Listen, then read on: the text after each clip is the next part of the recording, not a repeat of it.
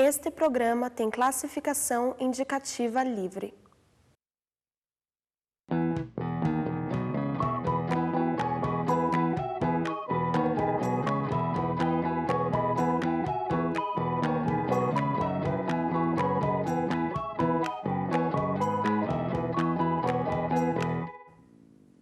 Olá, este é o programa Sem Brincadeira, onde falamos sobre crianças e adolescentes. Hoje conosco o Dr. Olímpio Sotomayor, promotor de justiça e responsável pelo Centro de Apoio de Direitos Humanos. Dr. Olímpio, obrigado por ter aceitado o nosso convite. E eu gostaria muito de falar de crianças, adolescentes, o senhor que participou da formação do Estatuto da Criança, conversamos um pouquinho isso em outro programa. E hoje eu gostaria de conversar um pouquinho mais das medidas de proteção, o que existe de cuidados e também do Conselho Tutelar, que nessa semana teremos a eleição e me parece que ainda essa é uma realidade muito longe da população, o que realmente é um conselheiro tutelar. Muito bem. Eu destacaria no Estatuto da Criança e do Adolescente a proposta de uma nova política de atendimento à infância e à juventude. Uhum. Nessa nova política, também realçar, então, a existência dos conselhos dos direitos da criança e do adolescente, que, como a própria lei diz, são órgãos deliberativos, né, formuladores da política de atendimento à infância e à juventude,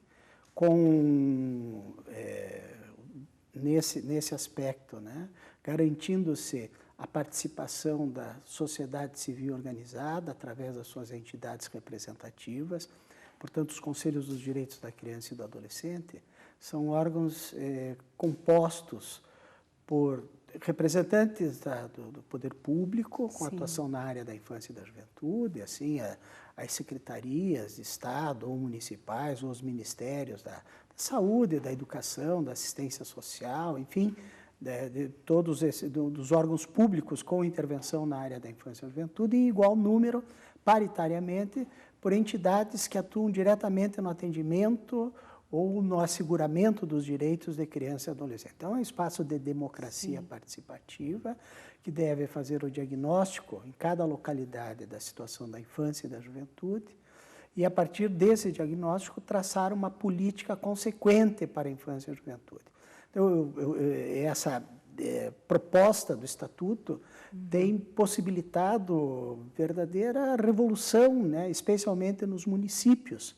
Sim. Até porque, diante do princípio da prioridade absoluta, constitucional, que significa preferência na formulação e na execução de políticas públicas e destinação privilegiada de recursos para a área da infância e da juventude, os tribunais superiores hoje têm deliberado no sentido de que aquela política formulada pelos Conselhos dos Direitos vincula o administrador, que ele é obrigado a canalizar os recursos necessários para os programas e ações que foram definidos como necessários para o atendimento da infância e da juventude. Então, é possível agora, como eu disse, em cada localidade, se identificar as necessidades da população infanto-juvenil, desde a inexistência de creche ou de programas de profissionalização para adolescentes, ou de programas para atendimento de crianças e adolescentes que são dependentes de álcool, de droga, etc.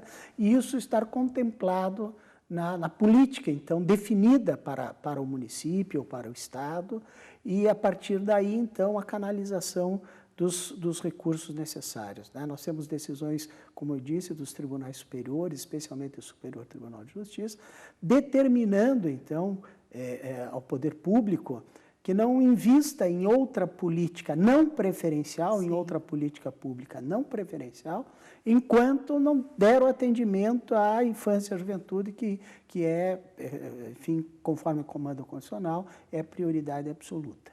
Mas também nesse contexto, né, de uma nova política de atendimento à infância e à juventude, a novidade é, de um lado, são esses conselhos dos direitos, com a finalidade de formular política pública para a área da infância e da juventude, e, de outro lado, os conselhos tutelares, que são pessoas da comunidade, escolhidas pela comunidade, para, num espaço que não jurisdicional, um espaço administrativo, mas é um espaço autônomo, independente, possam, então, esses representantes da comunidade, de um lado, fiscalizar o funcionamento de todo o sistema de atendimento à infância e à juventude e, ao mesmo tempo, fazer o atendimento direto de crianças e adolescentes que estejam em situação de risco pessoal, familiar ou social, e daí o Conselho Tutelar aplica as chamadas medidas protetivas, e inclusive medidas aos pais ou responsáveis, né, quando necessário. A grande proposta, então, do Conselho Tutelar é no sentido da desjurisdicionalização, ou seja, você retirar do espaço da justiça da infância e da juventude, apenas da justiça, que até então só ela teria a competência para dar o encaminhamento necessário, e muitas vezes um encaminhamento que não atendia à emergência, à urgência da situação, porque os processos judiciais são assim mesmo, né? Tem um rito procedimental, com possibilidade de contestações, de recursos, etc., incompatível com a necessidade urgente daquela criança ou adolescente receberem uma medida protetiva, né? E por isso mesmo a ideia do Conselho Tutelar é uma ideia para dar uma resposta pronta, imediata, desburocratizada para a situação dessas crianças e adolescentes em situação de risco. Sim, que até nas situações mais graves, esse processo todo vai chegar ao jurídico, vai chegar às varas da infância também, não?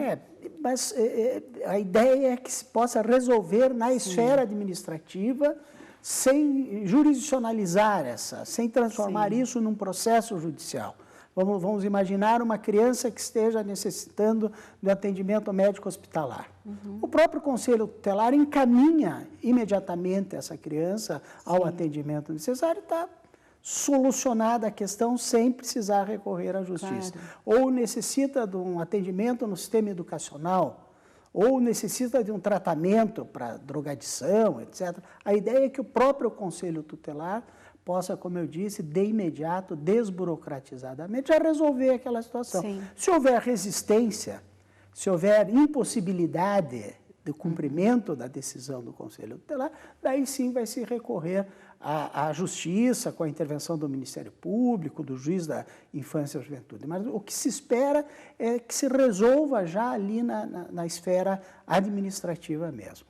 É bom destacar que, exatamente para que o Conselho Tutelar possa executar as medidas que aplica, o legislador do Estatuto vai dar ao conselheiro tutelar poderes assemelhados ao do juiz da infância e da juventude.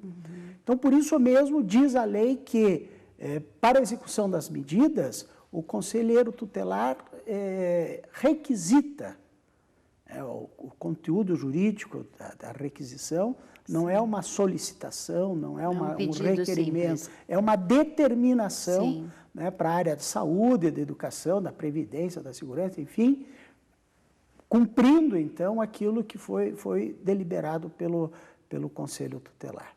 Claro que é um processo novo. Como é um processo novo lá, a sociedade civil organizada participando da formulação, né, da deliberação da política de atendimento à infância e à juventude, com as dificuldades inerentes, né, especialmente pelo fato de que ali o Poder Executivo, né, deve compartilhar o poder, há uma gestão compartilhada do poder entre os órgãos públicos e a sociedade civil organizada. Quer dizer, não é algo diferente da nossa realidade, até porque recentemente ainda, enfim, há reflexos disso, né? Houve no Brasil, especialmente com a ditadura militar, uma hipertrofia do Poder Executivo que acha que foi eleito, ela prescinde da democracia participativa, da participação da sociedade na definição de políticas e no controle das ações governamentais em todos os níveis.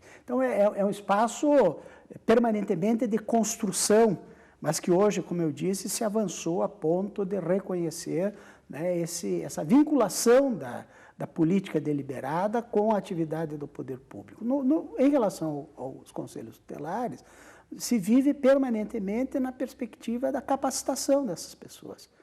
De pessoas da comunidade, como eu disse, eleitas pela comunidade, e que precisam ser capacitadas para essa atividade tão importante, principalmente de dar o atendimento imediato a crianças e adolescentes. Sim, até para saber o que é esse atendimento, o que realmente essa criança precisa, e até nos diagnósticos de poder requisitar serviços que façam esse diagnóstico, porque, é claro, não se espera que um conselheiro tenha um saber médico de psicologia, de todos os aspectos legais, não? Mas preocupa um pouco, estamos perto de uma eleição, assim, que pré-requisitos se exige para que uma pessoa se candidate a ser um conselheiro, que seria esse a ter esse poder tão grande, né? Um poder de realmente proteger uma criança. E proteger numa situação de emergência, numa situação imediata. Para nós, do lado médico, às vezes é tão importante quando você fica impotente frente a uma violência, frente a um descaso de algum pai, de alguma mãe, de alguma família. Sim. Eu tenho para mim que o ideal seria que esses conselheiros, o candidato ao conselho, já tivesse uma prévia capacitação. Sim. Preparado para essa atividade tão relevante. E como se trata de uma escolha pela comunidade, penso eu que deveria se proporcionar, através de audiências públicas, que a própria comunidade, antes de votar, pudesse ter esse contato com o candidato, pudesse oferir o conhecimento e também pela sua história de vida, pudesse oferir o seu compromisso com a área da infância e da juventude. Sim. Né? Quer dizer, há que se mesclar aí o conhecimento teórico, penso eu, com uma atividade de vida prática, já vinculada à área da infância e da juventude. Mas eu diria que o ideal seria se nós pudéssemos fazer essa capacitação antes de se iniciar essa atividade tão relevante. Sim, até porque eleitos, eles assumem um cargo e teriam que dar conta a partir disso, né? E muitas vezes não se tem tempo, depois disso, de se aprender o que fazer. Não é mesmo? E a criança não pode passar esse risco. Sim. Pois não. Termine, nós estamos chegando no nosso tempo de intervalo, mas por favor, termine. Eu diria que é uma proposta também, e a lei quer assim, que o Conselho Tutelar tenha os equipamentos e os recursos humanos necessários para o desempenho da sua atividade. Né? Como você mesmo disse, difícil será um conselheiro tutelar que tenha um conhecimento enciclopédico, né, de todas as áreas das relações humanas, das políticas públicas, etc. Por isso, a importância de que ele possa contar também para a sua atividade com uma equipe multidisciplinar que, enfim, contemple esses profissionais necessários para o encaminhamento que ele deve dar aos casos concretos. Certo. A gente vai fazer um pequeno intervalo e a gente continua já a nossa conversa. Então, daqui a pouquinho, com o Dr. Olímpio Sotomayor, falamos de direitos da criança e do adolescente. Até já.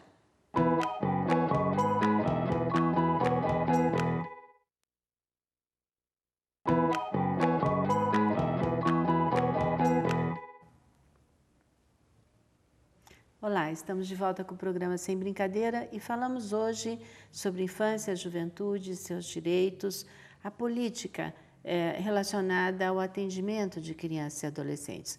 Conosco, o Dr. Olímpio Sotomayor, e falávamos então, Dr. Olímpio, do Conselho, dele ter uma equipe, porque, é claro, ele não vai ter todo, ele tem com certeza de saber as suas funções, né? Ele tem, e a ideia de uma capacitação prévia dos candidatos sua seria excelente no sentido até dele saber, será que eu posso fazer isso? Será que eu dou conta disso? Né? E o que me aguarda? E quais seriam minhas funções? Isso, eu acho que antes de ser candidato seria fundamental. Não vejo isso acontecer, infelizmente. Né? Mas daí, então, nós temos uma comunidade que vai escolher pessoas, infelizmente muitas vezes é um voto político, é o amigo, a pessoa amiga que se vai votar nela. Que pena, né? Porque às vezes a gente tem pessoas que realmente não assumiram de fato esse papel dessa tutela temporária, desse cuidado. Agora, o senhor falou que existiria, então, ele deveria ter uma equipe. Quem sustenta o conselho e quem deveria sustentar essa equipe? Antes eu faria observação, enfim, não raras vezes, né, se houve críticas acerca da atividade do conselho, dos conselheiros, às vezes se reclamando, né, da falta de conhecimento em áreas importantes como a saúde, a educação. Eu falo às vezes meio brincando, mas eu digo que cada município tem o conselho, né? Daí eu paro, assim, a pessoa já tem o conselho que merece. Eu digo, não, tem o conselho que escolhe. Né? Então, a importância de se fazer a escolha adequada e, ao mesmo tempo, a importância das pessoas se apresentarem como candidatos ao conselho. Quer dizer, seria de todo recomendável que pessoas da área da educação participassem e passassem a integrar o conselho, assim como na área de saúde, assim como na área de serviço social. Quer dizer, o ideal seria que essas, né, enfim, as próprias áreas de políticas públicas que reclamam da atividade, às vezes, inadequada do conselho, estivessem essas áreas presentes, com pessoas se candidatando e depois integrando, né, os conselhos tutelares. Mas, de qualquer sorte, aí a importância dessa equipe multidisciplinar para ajudar nessa orientação, né, naqueles casos mais intricados. Tem casos que, desde logo, já se sabe qual seria o encaminhamento necessário, o adequado, e tem outros que a complexidade das relações, às vezes familiares, enfim, dessas relações interpessoais, necessitam de uma enfim, uma análise mais aprofundada, técnica, até eu diria. Há uma regra expressa no Estatuto da Criança e do Adolescente que no orçamento dos municípios devem estar previstos os recursos necessários para o funcionamento adequado dos conselhos tutelares.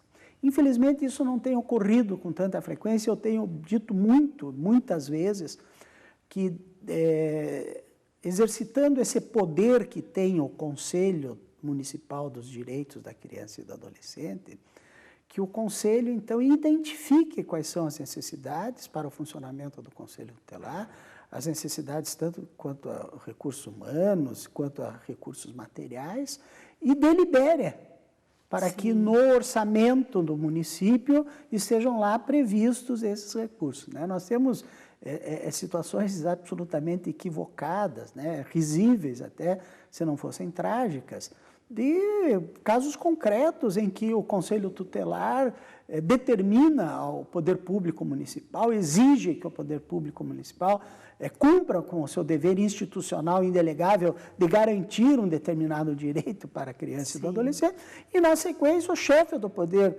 Executivo se sente ofendido com isso. E, uma vez ofendido, ele manda retirar a Kombi que estava lá disponibilizada para o Conselho, ou manda retirar os computadores, ou manda cortar o telefone que está disponível. Quer dizer, a lei diz que os conselhos tutelares são órgãos administrativos, mas autônomos. Então, para a garantia da autonomia do funcionamento dos conselhos tutelares, é fundamental que estejam lá previstos os recursos para que, como eu disse, os equipamentos, os recursos materiais estejam todos garantidos, assim como os recursos humanos, e não fique o conselho tutelar, quer dizer, é a situação esdrúxula do fiscalizador depender financeiramente, orçamentariamente, é do fiscalizado. E a qualquer momento o fiscalizado diz, não, então traga tudo de volta. Né? Então, a importância de se dar a estrutura necessária ao Conselho Tutelar para que ele possa cumprir com essa função tão relevante, né, para a implementação de uma política adequada de atendimento à infância e à juventude. Certo, então falamos aí de dois conselhos, né? Um conselho municipal de garantia de direitos, que seria um grupo formado paritário entre governo e sociedade, né?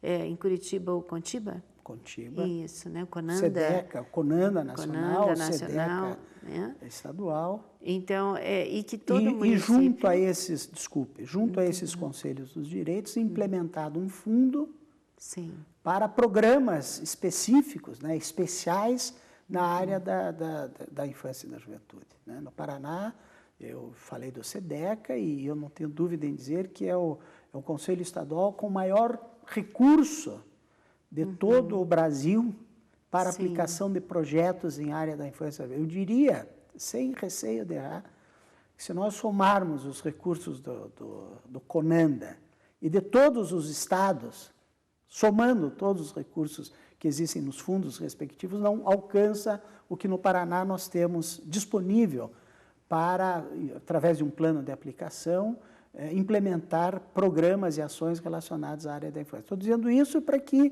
especialmente as entidades que atuam na defesa dos direitos da criança e do adolescente, ou no atendimento de crianças e adolescentes, se habilitem, né, perante o Conselho Estadual dos Direitos da Criança, para receber esses recursos que estão disponíveis para a área da infância e juventude.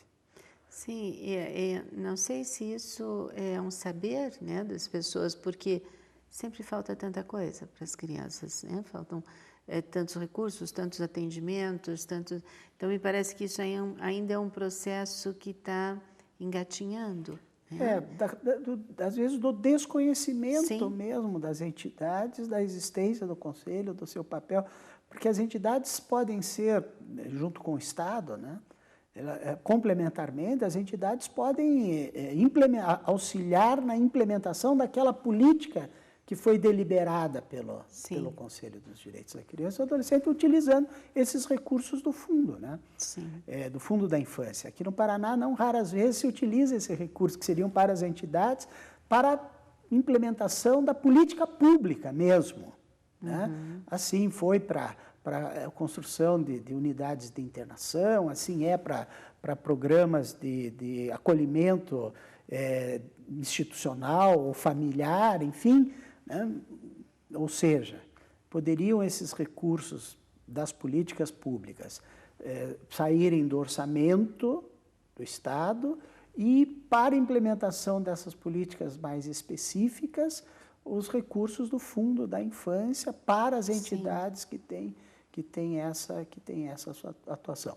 Em relação ao tema orçamento e recursos para a infância, eu quero insistir, né, no fato de que a Constituição Federal e o Estatuto da Criança e do Adolescente estabelecem a prioridade absoluta para a área da infância e juventude, traduzida em destinação privilegiada de recursos para a área da infância. Né? A gente tem repetido aí, já agora há um certo tempo, né, que está correto dizer que lugar de criança é na família, né, que é o espaço de socialização do ser humano, de afeto, né, que lugar de criança é na escola, que, como diz o texto constitucional, é o espaço adequado para o desenvolvimento pessoal, de capacitação ao trabalho e de preparo para o futuro exercício da cidadania. Mas agora nós estamos insistindo que o lugar de criança e adolescentes é no orçamento público. Sim. Né? De que de nada vale o melhor do discurso a favor da criança e do adolescente, e não tem quem não o faça. Né? Todos, inclusive no processo eleitoral, estão todos os candidatos com criancinha ao colo, beijando a criancinha, né? Assim como significando o seu compromisso com a área da infância e da juventude. Mas só esse discurso de que o futuro do país depende do investimento na área da infância não basta. Tem que efetivamente, nas leis orçamentárias, desde dos planos plurianuais até a lei de diretriz orçamentária, ou no orçamento propriamente dito, haver a canalização dos recursos para a implementação dos programas e ações relacionadas à área da infância e da juventude. Programas e ações que foram definidos de maneira adequada, né, com diagnóstico, pelos conselhos dos direitos da criança e do adolescente. E agora, com a mudança política, tivemos eleições, né? Esse conselho muda com um novo prefeito, com um novo administrador? O conselho não se altera, né? Até houve época, pelo desconhecimento da própria lei, né? Enfim, que o prefeito assume e diz, agora eu vou colocar um outro conselho aqui, que, claro, os representantes dos órgãos públicos com atuação na área da infância, esse sim, o chefe do executivo municipal vai substituir, vai colocar pessoas da nova equipe de governo. Sim. Mas aqueles que foram eleitos, né, em assembleia entre as entidades, esses permanecem. A ideia é exatamente que seja assim, né? Até para não haver uma solução de continuidade no trabalho desenvolvido, né, pelo Conselho de Direito. Aí também eu acho que vale o registro. Eu já fui integrante do Conselho Nacional dos Direitos da Criança e do Adolescente e do Conselho Estadual dos Direitos da Criança, sempre representando a sociedade civil organizada, a nossa associação de juízes e promotores de justiça da infância e da juventude. E tenho, óbvio, da maneira mais clara, que também lá o conselheiro não tem o conhecimento enciclopédico para estar um dia lá decidindo sobre a questão de saúde, e no outro dia sobre educação, e no outro dia sobre orçamento.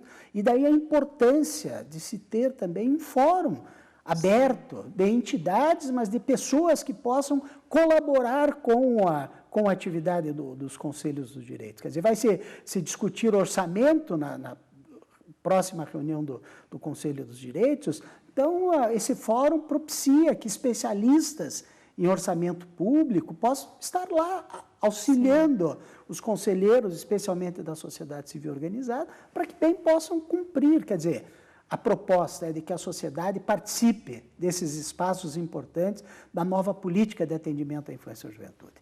Seja dos conselhos dos direitos, com as entidades representativas da sociedade civil organizada, seja as pessoas auxiliando a atividade as pessoas com conhecimento técnico específico nas diversas áreas das políticas públicas, auxiliando o trabalho do Conselho dos Direitos. Ou então, no que diz respeito ao Conselho Tutelar, se inscrevendo para concorrer e depois para atuarem como conselheiros tutelares nesse espaço extremamente importante, né? Com a ideia de asseguramento dos direitos da população infanto-juvenil. Certo. Eu agradeço você ter estado conosco, nosso programa chegou ao fim. Eu agradeço e agradeço a atenção de todos. E a gente volta na semana que vem com um novo tema do Sem Brincadeira. Não esqueçam, o direito das crianças está nas nossas mãos, eles precisam da gente. Até lá.